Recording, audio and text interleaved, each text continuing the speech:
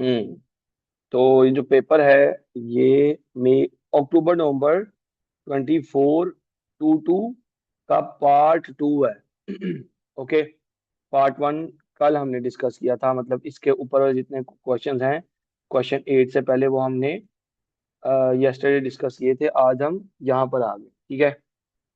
सी, कहता है different type of test data are use during program development to make sure a program works as intended. Okay. A program being developed takes as input whole numbers that are not greater than 80। ठीक है, whole numbers होंगे जो 80 से बड़े नहीं होने चाहिए, ठीक है। Identify two items of test data to test the whole number limit of 80। अब आपको ये याद होना चाहिए कि कितने तरह का डेटा होता है। 4 टाइप्स का होता है: नॉर्मल, अब नॉर्मल, एक्सट्रीम और बाउंड्री। यही 4 टाइप्स का डेटा होता है ना। तो कहता है जी 80 से ज्यादा डेटा नहीं होना चाहिए। अब ये चार जो डिफरेंट टाइप के आपने डेटा लिखे हैं, इनमें से अपनी मर्जी के कोई से 2 टाइप्स के डेटा आप लगा दो और उनको एक्सप्लेन कर दो। फॉर एग्जांपल पहले हम बात करते हैं नॉर्मल डेटा की। टेस्ट डेटा 1 हम यू लिख सकते हैं, 80 से ज्यादा नहीं होना चाहिए ना। तो लेट से मैं लिखता हूँ 75, ठीक है। और इसको मैं बताऊंगा नॉर्मल डेटा। नॉर्मल डेटा क्यों इनपुट करते हैं हम? ताकि वी कैन चेक के if our system is accepting normal data और नॉट, ठीक है। Reason for choice is to check if our system is accepting normal data। Okay. फिर abnormal data, boundary, extreme, किसी की भी एग्जांपल दे सकते हो आप। ओके। हम यहाँ पे लेट से दे देते हैं अब नॉर्मल की। अब नॉर्मल डेटा इस केस में क्या होगा?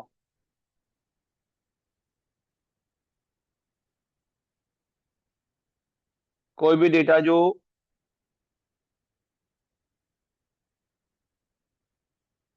80 से बड़ा है, ठीक है, या हाँ 80 से बड़ा है, कुछ भी, लेट से हम लोग 100 लगा देते हैं। और अब नॉर्मल डेटा की रीजन क्या होती है? To check if the system is rejecting abnormal data और नॉट। ठीक है, आगे चल रहा हूँ बेटा, इजी, कोई रॉकेट साइंस नहीं था। अच्छा जी, अब यहाँ पर आ गया है नॉट पी और क्यू। तो पी के साथ एक नॉट लगाएंगे हम, और सेंटर में क्यू के साथ इन दोनों को और कर दोगे आप, ठीक है।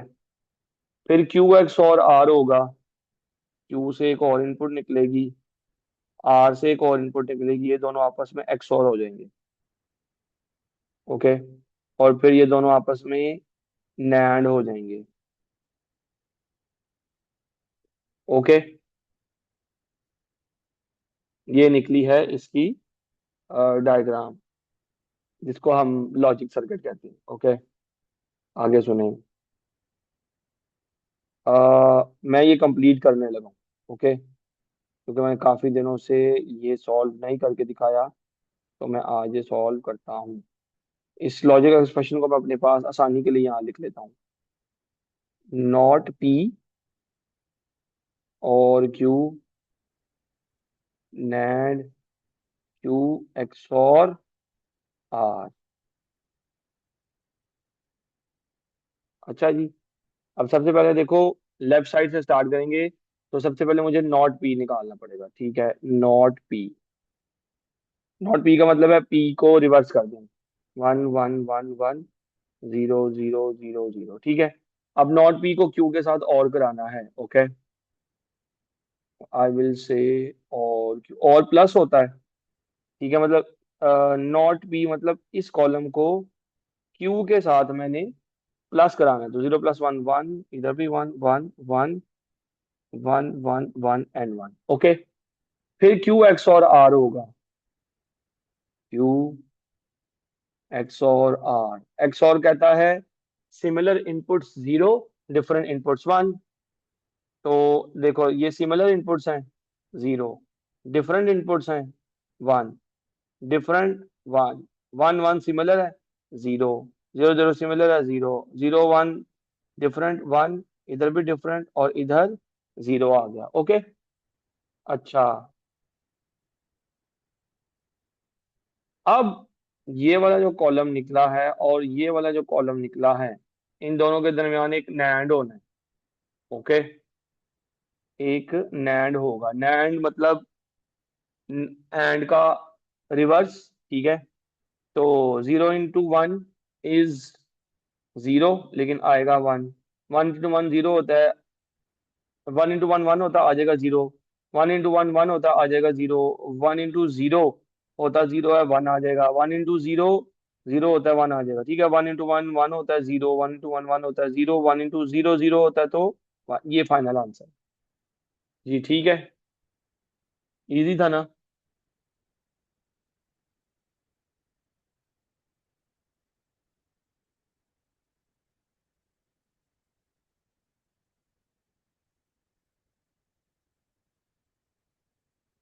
आगे चले।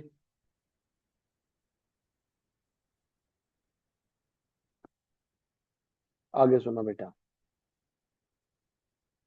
हाँ, अब थोड़ा सा मजे का क्वेश्चन है, ठीक है, देखो अब।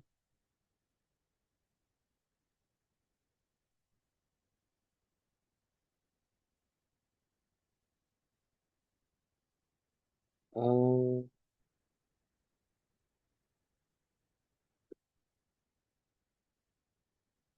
एक मिनट,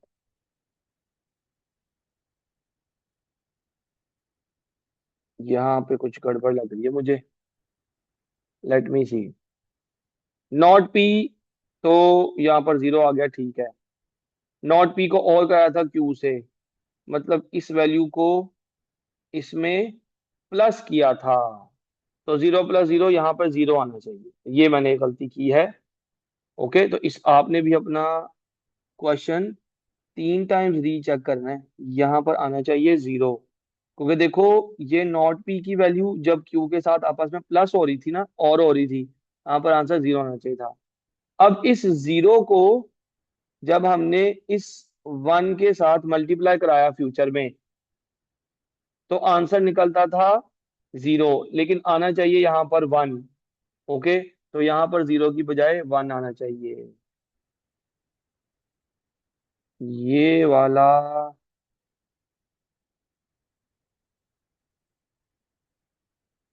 वो भी देख लेते हैं बेटा,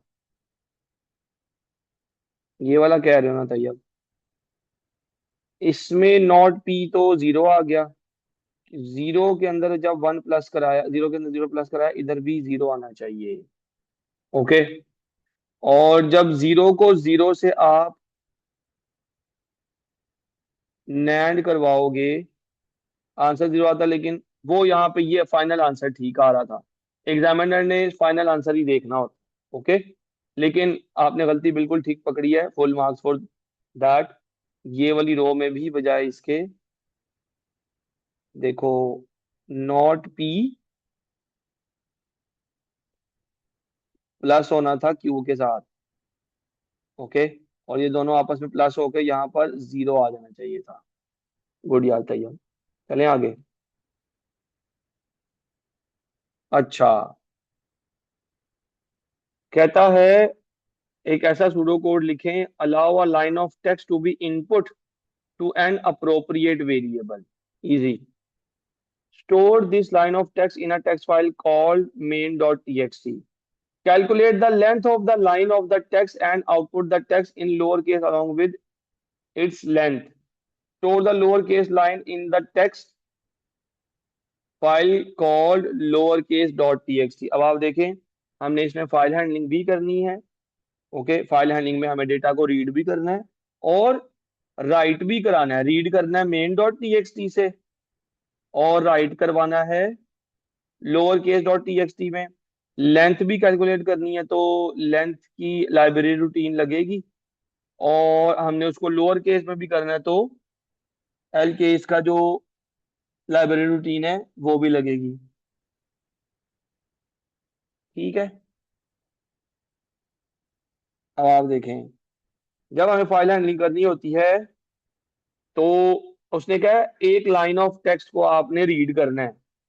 तो रीड करने के लिए एक वेरिएबल चाहिए होगा, declare text line T X T के नाम से मैं एक स्ट्रिंग टाइप वेरिएबल ले लेता हूँ। ये वो वेरिएबल है जिसको मैं यूज करूंगा जो डेटा हमने रीड करना है ना, वहां से यहाँ इस टी लाइन के नाम के वेरिएबल के अंदर स्टोर होना है। ठीक है, अच्छा, फिर जो लाइन मैं वहां से रीड करूंगा उसको मुझे लोअर केस बनाना पड़ेगा। ओरिजिनल लाइन को लोअर केस बनाना पड़ेगा ना, तो और मतलब टी लाइन को मुझे लोअर केस बनाना पड़ेगा और लोअर केस बनाकर मुझे उसको एक वेरिएबल में स्टोर कराना पड़ेगा फ्यूचर में। तो मैं एक और वेरिएबल ले लेता हूँ। ठीक है, लोअर टी लाइन के नाम से, जिसके अंदर मैं फ्यूचर में वो लाइन स्टोर कराऊंगा जिसको मैंने लोअर केस बना लिया होगा। ओके, अच्छा बेटा, अब एग्जामिनर ने क्या क्या एक दफा देखते हैं। Allow a line of text to be input and appropriate variable. ठीक है, तो एक अप्रोप्रिएट वेरिएबल जो हमने लिया था वो टी लाइन लिया हुआ है, उसके अंदर अब हम इनपुट करा लेते हैं। ओके, इनपुट कराने से पहले एक आउटपुट लगा दें, enter a line of text. हमेशा मैंने बताया है इनपुट से पहले आउटपुट लगाना एक अच्छी बात होती है। We will say input T line.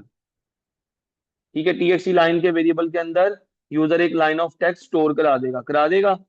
अब जो लाइन यूजर ने टी लाइन के अंदर स्टोर कराई है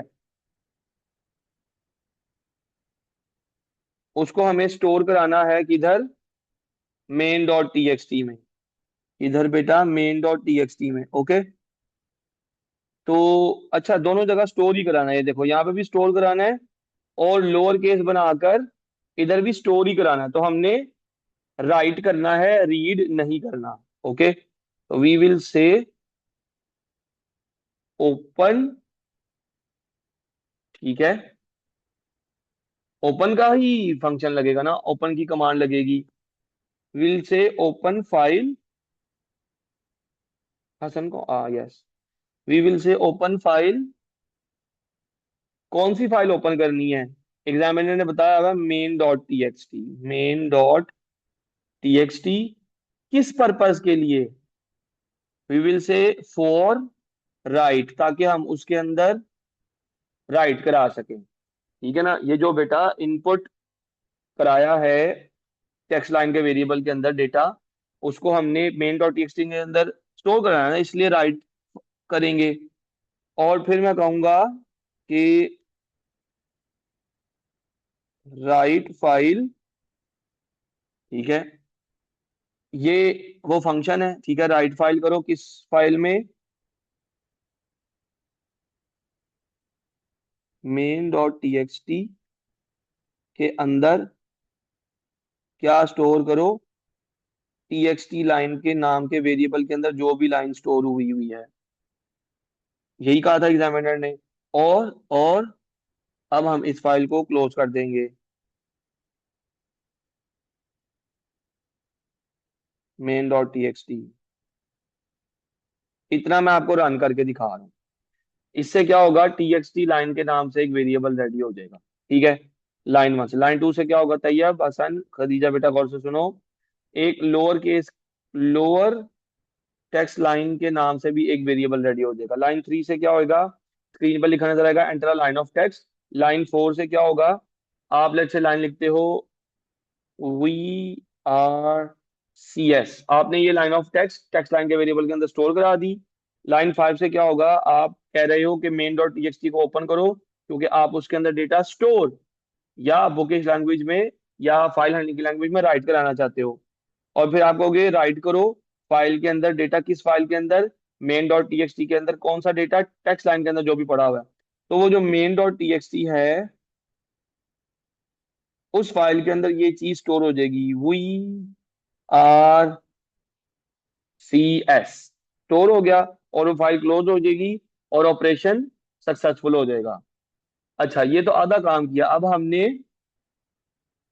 जो लाइन ऑफ टेक्स्ट है वो कह रहा है कि देखो, वो कह रहा है calculate the length of the line of the text and output the text in lower case along with its length. Okay, तो मैं क्या करूंगा, पहले लाइन ऑफ टेक्स्ट की लेंथ निकाल लेता हूँ, वो तो बहुत इजी है। हम यूं कैसे कर सकते हैं, आउटपुट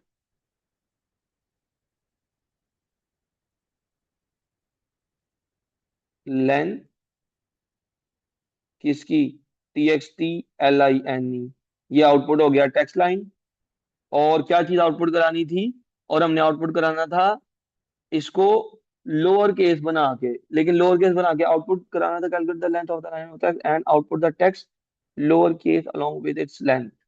अच्छा, तो तो मैं कहूंगा कि लोअर, लोअर केस नहीं, लोअर टीएक्सटी के नाम से वेरिएबल रखा था ना, लोअर टीएक्सटी लाइन के अंदर स्टोर कराओ किसे, एल केस करा दो टीएक्सटी लाइन को, करा दिया, और इसको भी आउटपुट करा दो,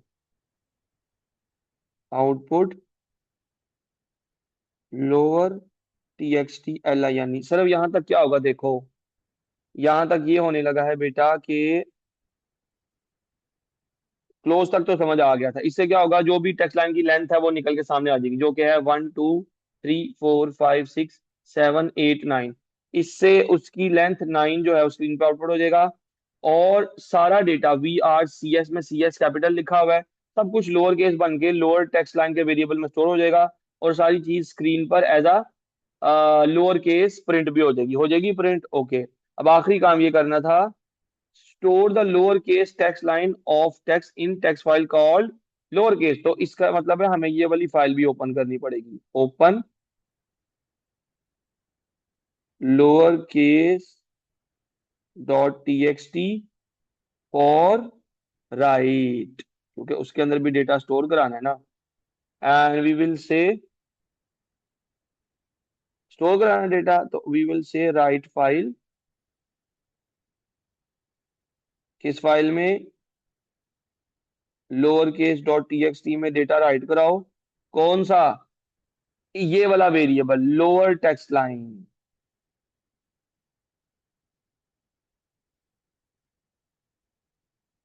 और क्लोज।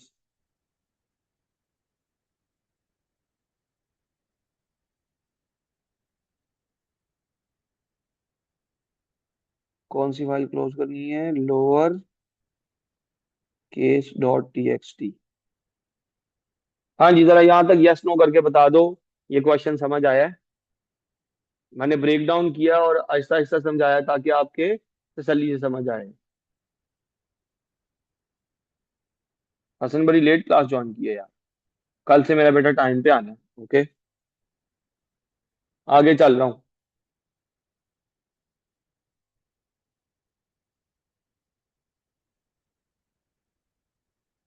डेटाबेस आ गया, इजी पार्ट। हाँ जी, कहता है डेटाबेस का नाम है बुकिंग 28, 28 कह लो, 28 कह लो। ओके, और stage the number of fields, fields गिननी है, 1 2 3 4 5 6 7 8 9 10 11, 11 फील्ड, फील्ड्स कहते हैं कॉलम्स को। रिकॉर्ड कितने हैं, देखो कोई बच्चा अगर यूं गिनने पड़ेगा ना, 101 से लेके जो 304 तक जा रहा है, गलत हो जाएगा आपको, ठीक है। तो आप हमेशा इसको तसल्ली से गिनो, रो 1 2 3 4 7 11, 15, 11 and 15, 11 fields, 15 records बेटा, इजी।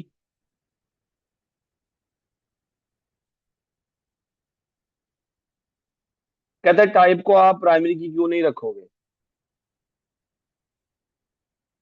टाइप को हम प्राइमरी की क्यों नहीं रखेंगे, क्योंकि ये यूनिक नहीं है। Okay,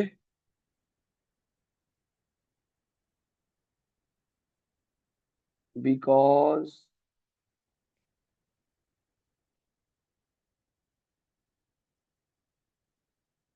the type field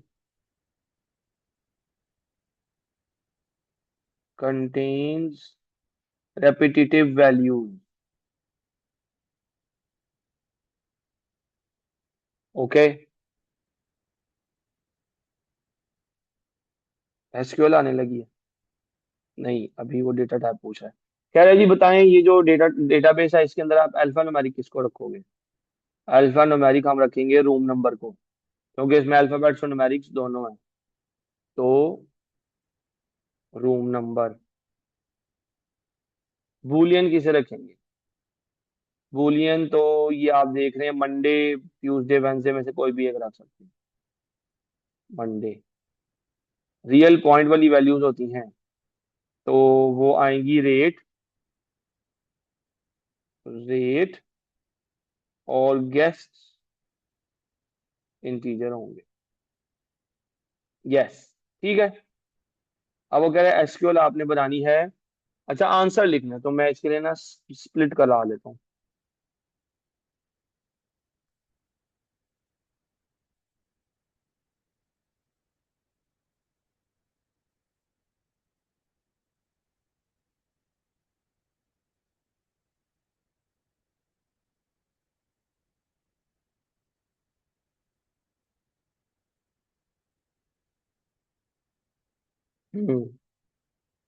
query में वो कह रहा है room number type guest rate, मतलब रूम नंबर टाइप गेस्ट और रेट, इन चारों कॉलम से आंसर निकलेगा बुकिंग 28 के टेबल से, जहां पर मंडे ट्रू नहीं है। पहले देख लें मंडे ट्रू कहाँ नहीं है, ये दो, ये ये और ये, हाँ जी। ओके, मतलब 1, 2, 3, 4, 5 रिकॉर्ड आंसर में आएंगे। और वो आप अपने लिए पहले एक हेडर रो बना लो, हेडर रो आप यूं बना लो रूम नंबर, ठीक है। अगर आप हेडर रो नहीं भी बनाते ना और डायरेक्ट आंसर लिखते हो वो भी ठीक होता, room number type guest rate dollar में, और सबसे पहले ये वाली रो आ रही है तो 104 एस टाइप सिंगल है, गेस्ट कितने 1, रेट 72.50, इजी। इसी तरह अब आप ये वाली रो भी आएगी 105 एस, ये भी सिंगल 172.50। फिर ये वाली रो आ जाएगी 201 एफ फैमिली 4160.0। ओके, फिर बेटा 301 और 304, 301 डी डबल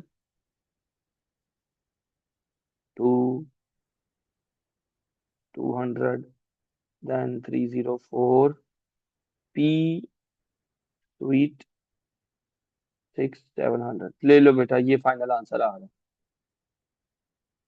जी, ठीक है। यहाँ तक यस नो करना कि जी सर ये भी समझ आ गया।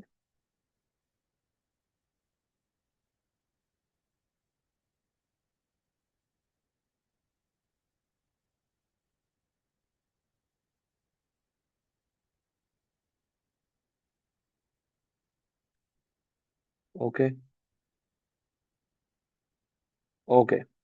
अच्छा अभी आप देखें ये वाला पेपर भी हमने कंप्लीट कर लिया है। मैंने आपको कहा था कि 28 के बाद से हम लोग इंशाल्लाह 15 मार्कर पे भी आ जाएंगे। ओके, तो ये इसकी बाकी रिकॉर्डिंग कल वाले पेपर में पड़ी हुई है, वो भी देख सकते हैं।